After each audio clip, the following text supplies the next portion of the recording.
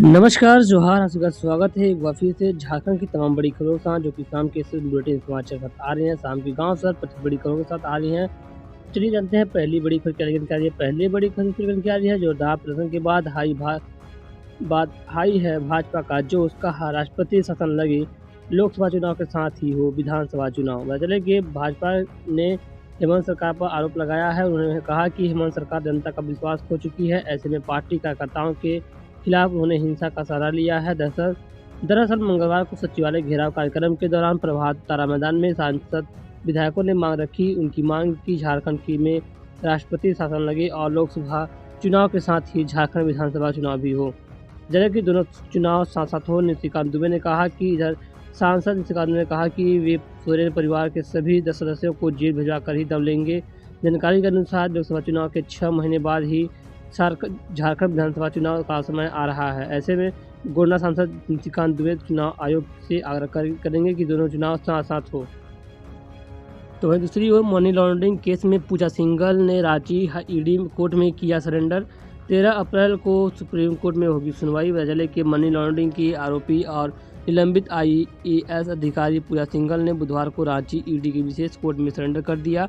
बताया कि पूजा सिंघल को सुप्रीम कोर्ट से मिली अंतरिम जमानत की अवधि आज पूरी हो गई थी। जमानत याचिका पर सुप्रीम कोर्ट में गुरुवार को सुनवाई होनी है। उससे ठीक पहले गुरुवार को पूजा सिंघल ने सरेंडर किया है। 10 अप्रैल को रांची के विशेष पीएमएलए अदालत ने निलंबित आईएएस पूजा सिंघल के खिलाफ आरोप तय किए थे। ऐसे में आरोपी के तौर पर पूजा सिंघल के मामले की होगी मनी लॉन्ड्रिंग मामले में पूजा सिंघल पर पीएमएलए की धारा 3 और 4 के तहत अब पूरा ट्रायल चलेगा। तो दूसरी ओर आपसी रंजिश में जमीन कारोबारी राजकुमार साव की गोली मारकर हत्या। जमीन विवाद में हुए आपसी रंजिश में जमीन कारोबारी राजकुमार साव की गोली मारकर हत्या कर दी गई। गोली लगने से बीसीसीएल कर्मी नागेंद्र यादव भी घायल हुए हैं। बताया कि बरवाड़ा पुलिस मामले की छानबीन कर रही है। तो दूसरी ओर बीजेपी के सचिवालय घेराव मामले में 41 लोगों पर नामजद प्राथमिकी दर्ज। बीजेपी के सचिवालय घेराव मामले में बीते रात मंगलवार को ध्रुवा थाना में प्राथमिकी दर्ज कराई गई है। कार्यपालक दंडाधिकारी उपेंद्र कुमार के बयान के आधार पर भाजपा के 5 सांसद, 3 विधायक, पूर्व मुख्यमंत्री सहित 41 नामजद व अन्य अज्ञात हजारों कार्यकर्ताओं को आरोपी बनाया गया है। तो वहीं दूसरी ओर जमशेदपुर बार के वकीलों ने किया कार्य बहिष्कार, कोर्ट हुआ बंद। जबकि जमशेदपुर बार एसोसिएशन के वकील चंदन चतुर्वेदी की गिरफ्तारी और उन्हें हथकड़ी लगाकर जेल भेजे जाने के विरोध में अधिवक्ताओं ने बुधवार को कार्य बहिष्कार किया। अधिवक्ताओं के इस विरोध के कारण सेकेंड हाफ में कोर्ट बंद कर दिया गया। आपको बता दें कि विरोध कर रहे अधिवक्ताओं ने मांग की है कि जेल भेजे गए वकील चंदन चतुर्वेदी की अविलंब रिहाई की जाए। उन्होंने कहा यदि किसी मामले में वकील आरोपी है भी तो उसकी सूचना बार को देकर ही नियमानुसार कार्रवाई की जाए। तो दूसरी ओर झारखंड के इन जिलों में 40 डिग्री के पार हुआ पारा, अभी और बढ़ेगा तापमान। झारखंड में गर्मी तेजी से बढ़ रही है। अधिकतम तापमान 460 डिग्री तक पहुंच चुका है। इसमें अभी और वृद्धि होने की संभावना है। मौसम विभाग की ओर से राहत भरी खबर यह है कि कल से यानी 13 अप्रैल से 16 अप्रैल तक आसमान में आंशिक बादल छाए रहेंगे। हालांकि इस दौरान बारिश की कोई संभावना नहीं है। चिंता बढ़ाने वाली खबर यह है कि इन्हीं 3-4 दिनों में अधिकतम तापमान में 2 से 3 डिग्री वृद्धि हो सकती है, यानी तापमान 43 डिग्री के पार जा सकता है, जिससे लोगों को चिलचिलाती गर्मी का एहसास होगा। चाईबासा, गोंडा और डाल्टनगंज का पारा 4 डिग्री के पास पहुंच चुका है।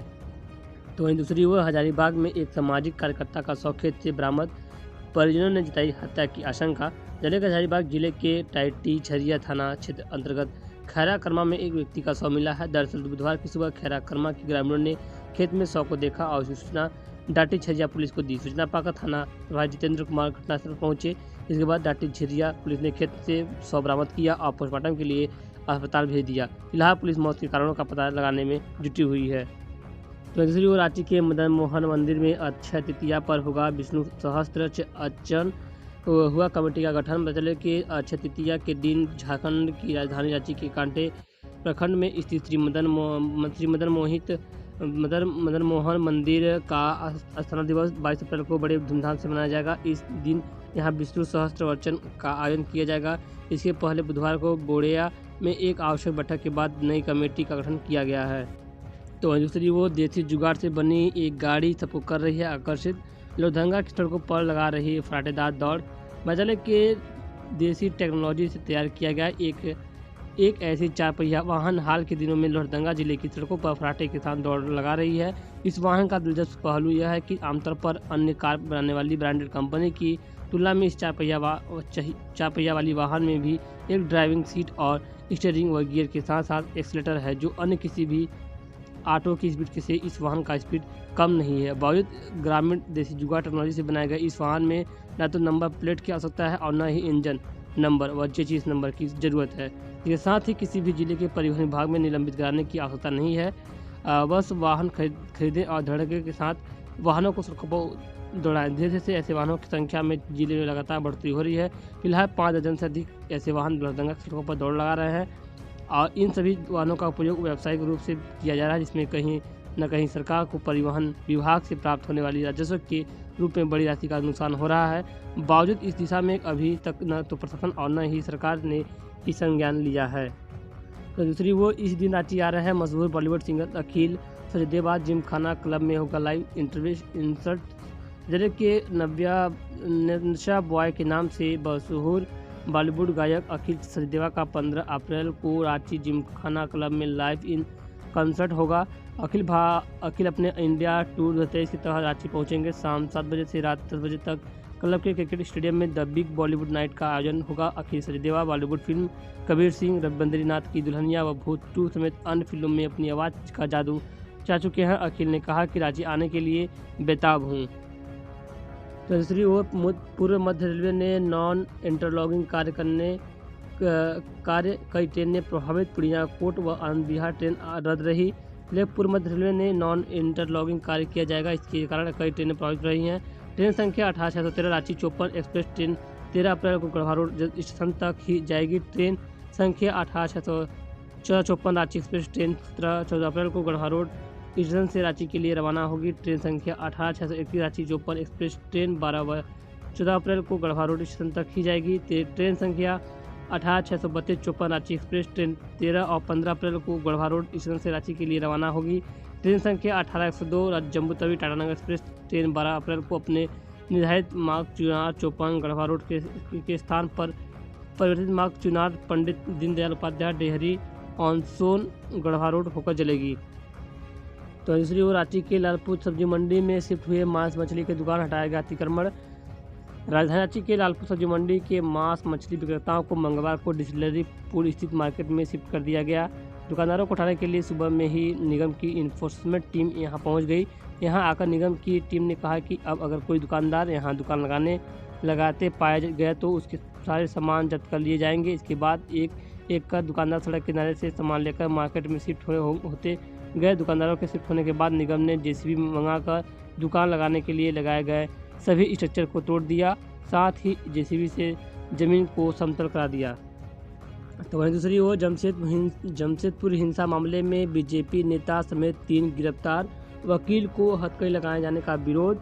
जमशेदपुर में बीते दिनों हुए विवाद और हिंसा के बाद अब पुलिस अपने काम पर लग गई है। न्यूज एजेंसी पीटीआई के अनुसार जमशेदपुर में एक धार्मिक झंडे के कथित अपमान को लेकर हाल में भड़की हिंसा के सिलसिले में पुलिस ने भारतीय जनता पार्टी के एक नेता सहित तीन और लोगों को गिरफ्तार किया है। इस खबर की जानकारी बुधवार को एक अधिकारी ने दी। बताया जा रहा है कि पुलिस ने भाजपा सदस्य जमशेदपुर महानगर कमेटी के उपाध्यक्ष सुधांशु ओझा को मंगलवार रात गिरफ्तार किया है। तो दूसरी ओर झारखंड में आईएएस आईपीएस की भारी कमी। 18 सीनियर आईएएस और 12 आईपीएस केंद्र में दे रहे हैं सेवा। बचले कि झारखंड इन दिनों आईएएस और आईपीएस अधिकारियों की कमी से जूझ रहा है। स्थिति यह है कि प्रशासन के कई अधिकारी अतिरिक्त प्रभार के बोझ तले दबे हुए हैं। वहीं आईएएस का पद रिक्त होने से वेतन पर संकट होने लगा है। आंकड़ों में अधिकारियों की कमी देखें तो आईएएस आईपीएस को मिलाकर राज्य में 373 पद शिक्षित हैं और इनमें से 118 पद रिक्त हैं। ऐसा आईएएस और आईपीएस दोनों में है। आईपीएस की 36 और आईएएस की 82 पद रिक्त हैं। ऐसा इसलिए है कि राज्य की बड़ी संख्या में आईएएस और आईपीएस अधिकारियों की केंद्र में तैनाती हो गई है। इन दिनों राज्य के 18 सीनियर आईएएस और 12 आईपीएस केंद्र में सेवा दे रहे हैं।